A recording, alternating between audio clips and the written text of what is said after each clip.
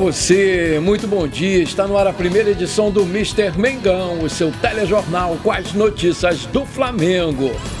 Exame aponta leve edema no joelho de Plata que vira dúvida contra o Corinthians. Vitor Hugo pode voltar ao Flamengo no final do seu empréstimo e Felipe Luiz elogia o meia. Cristiane marca e Flamengo vence o Fluminense e é bicampeão da Copa Rio Feminina. Bomba! Flamengo mira alto para o Mundial de Clubes da FIFA. Jorginho e mais 3 reforços de peso. Veja quem está na mira. Essas e outras você confere agora. Fica comigo até o final, porque aqui tem muito mais Flamengo para você.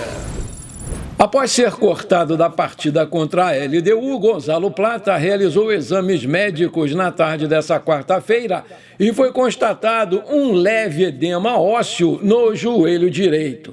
O departamento médico do rubro-negro não considera uma lesão grave, mas ele é dúvida para o jogo contra o Corinthians no próximo domingo, às 16 horas, horário de Brasília, aqui no Maracanã, pela 6ª rodada do Campeonato Brasileiro. O Plata será reavaliado pelo departamento médico do clube diariamente para seguir o acompanhamento da recuperação do seu problema. O departamento médico não deu um prazo para sua volta. O Flamengo divulgou o seguinte boletim. Aspas, conforme antecipado, o atacante Gonzalo Plata foi submetido a exames de imagem na tarde dessa quarta-feira e ressonância magnética não constatou lesão grave, apenas um leve edema ósseo no joelho direito. O jogador equatoriano vai seguir em tratamento com o departamento médico do Flamengo e vai ser reavaliado diariamente, sendo liberado assim que estiver livre das dores. Vale lembrar que o elenco recebeu folga ontem e se reapresenta hoje no CT Ninho do Urubu às 15h30 para dar início à sua preparação para o jogo de domingo contra o Corinthians aqui no Maracanã.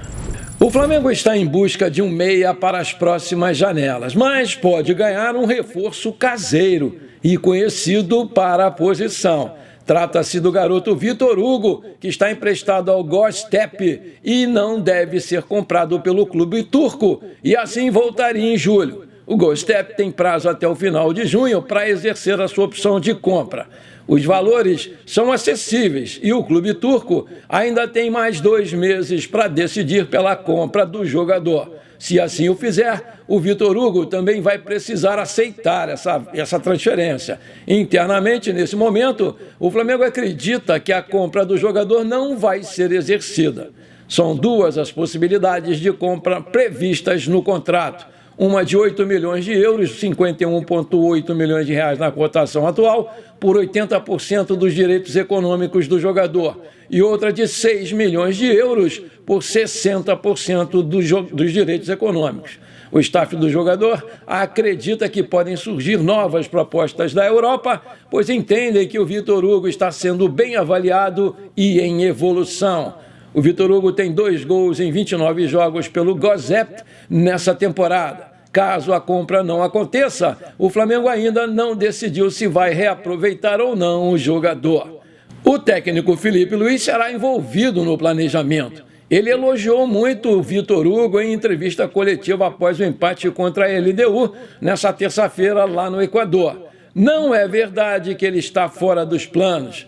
Ninguém nem mencionou o nome do Vitor Hugo para mim. Joguei com ele, gosto dele, é um meia que não perde a bola. Foi titular no Flamengo com o Sampaoli. Perdeu espaço em 2024 e optou por sair. Eu dou opinião na montagem do elenco, mas não é minha decisão. Se no dia de amanhã o Boto quiser trazer o Haaland, ele pode trazer sem falar comigo. Podem me escutar, mas a montagem do elenco é sempre da diretoria. No caso do Vitor Hugo, não é verdade que ele está fora dos meus planos. Claro que virão reforços, outros que não estão tendo espaço vão sair. Esse é o ciclo do futebol. O importante é que temos um elenco bem compensado em todas as posições. Joia do clube, o Vitor Hugo subiu na base do Flamengo de 2022 e teve um ótimo início no profissional. Fez 3 gols e deu 4 assistências naquela temporada. No ano seguinte, ele marcou 3 gols e deu 2 assistências. Chegou a se firmar como titular com o Jorge Sampaoli e, naquela época, recebeu uma proposta de 20 milhões de euros, 107 milhões de reais na cotação da época, do Wolverhampton da Inglaterra. No ano passado, ele se tornou um dos poucos jogadores revelados pelo Flamengo que conseguiram completar 100 jogos com a camisa do Mengão no profissional. Porém, o Vitor Hugo viu seu desempenho cair, virou alvo de críticas da torcida e perdeu espaço a partir da chegada do Tite. Diante desse cenário, o jovem entendeu que uma saída para a Europa seria o melhor caminho para reencontrar o seu melhor futebol. A sua posição é hoje uma das principais prioridades do Flamengo, que está atrás de um camisa 10 para revezar com o nosso querido Arrascaeta.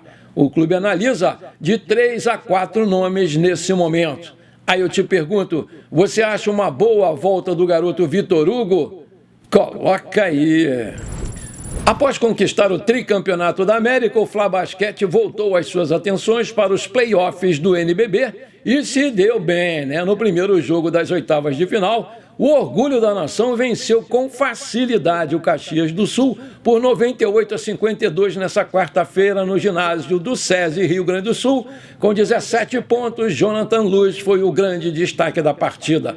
Os destaques também foram o Jonathan Luz com 17 pontos, o Jordan Williams com 13 pontos, Gui Deodato com 12 pontos, Lucas Werther com 12 pontos. O Orgulho da Nação volta à quadra neste domingo, dia 27, para enfrentar novamente o Caxias do Sul, às 11 horas da manhã, no ginásio do Tijuca Tênis Clube, pelo segundo jogo das oitavas de final do NBB. O quinteto inicial do Flamengo foi Alexei, Chuck Johnson, Jordan Williams, Caio Gonçalves e Juan Miranda. O técnico foi Sérgio Hernandes.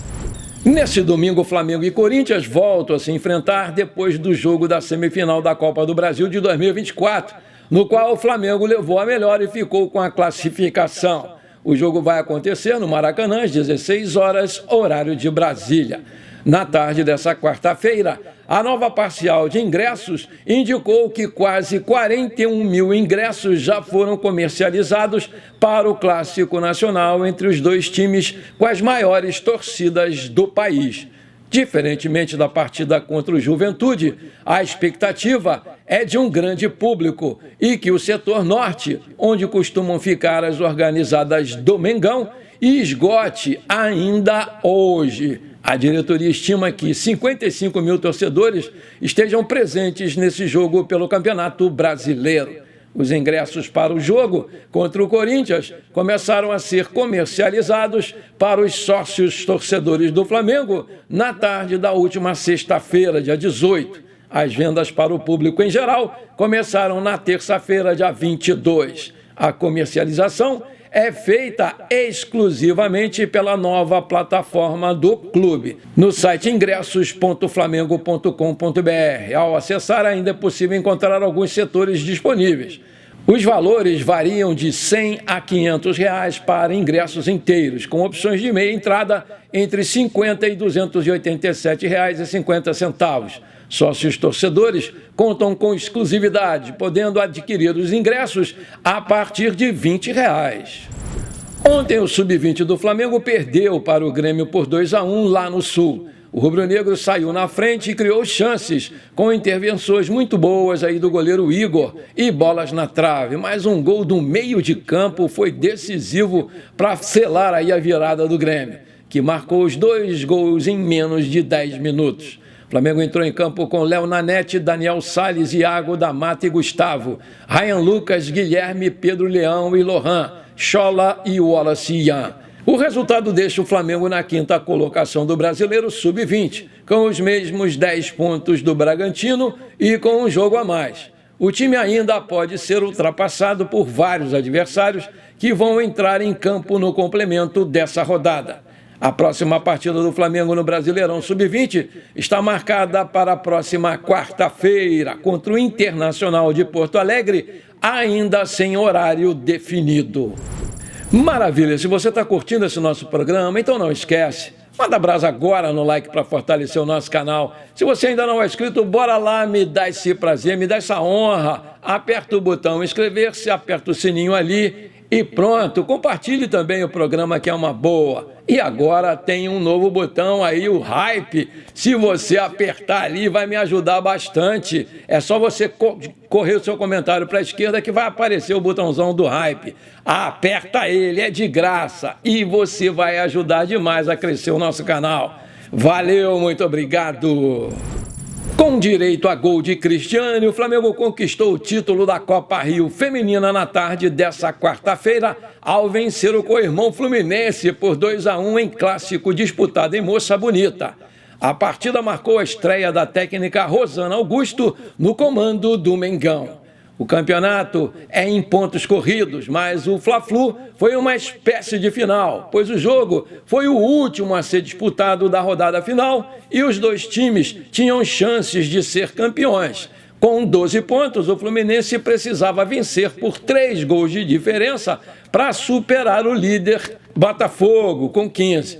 No saldo de gols, enquanto o Flamengo, com 14 e melhor saldo, dependia apenas de um empate para ultrapassar o Botafogo. Mas o rubro-negro não correu riscos e venceu o clássico. Cristiane abriu o placar aos 17 minutos de jogo. Lourdinha empatou para o Fluminense ainda no primeiro tempo, aos 34. E na etapa final, aos 33, Mona Lisa acertou um belo chute de fora da área e garantiu 2-1.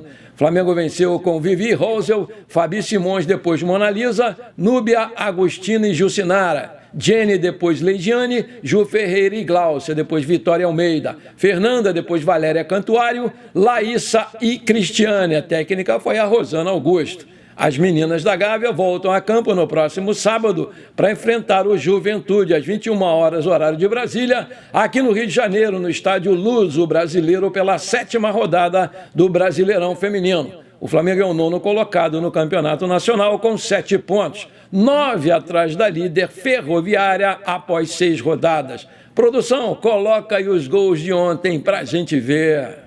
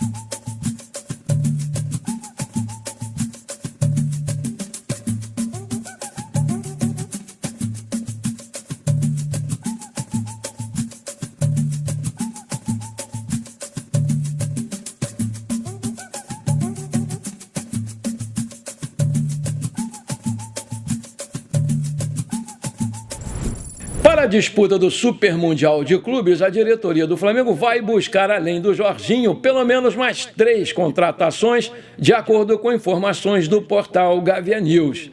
A ideia é deixar o time bem mais coeso e competitivo para conquistar todos os títulos que tem pela frente.